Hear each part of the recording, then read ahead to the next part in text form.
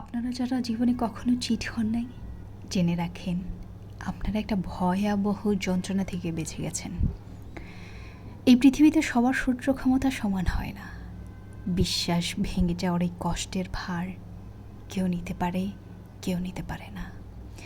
Give up করাকে আমি কখনোই গ্লোরিফাই করি না, কিন্তু এই ট্রমা নিয়ে যারা বেঁচে থাকে তাদের জীবনটা আর আগের মতো থাকে না। প্রায় 2 বছর আমি অসহনীয় ট্রমার ভেতর দিয়ে গিয়েছি। কাউকে বসতে দিই নাই। এমনও দিন গেছে আমি একা একা হাঁটতাম আর মনে মনে প্রার্থনা করতাম রাস্তার কোনো একটা বাস বা ট্রাক যদি আমাকে পিষে দিত, আমি বোধহয় এই অভিশপ্ত জীবন থেকে মুক্তি পেতাম। বাইরে থেকে কখনো বোঝা যায় না একটা মানুষের জীবন সত্যি সত্যি কেমন, কেউ জানে না।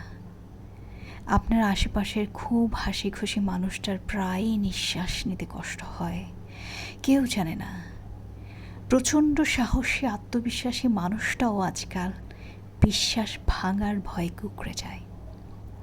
দিন শেষে মানুষ তার নিজের কষ্টের গল্প কাউকে বলতে চায় না, কারণ সে জানে পৃথিবীটা বরাবরই নিষ্ঠুর।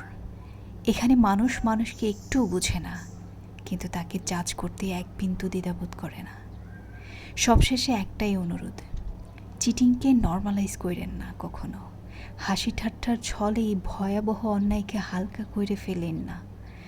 কোনো যুক্তি দিয়ে এই অপরাধকে জাস্টিফাই করেন না।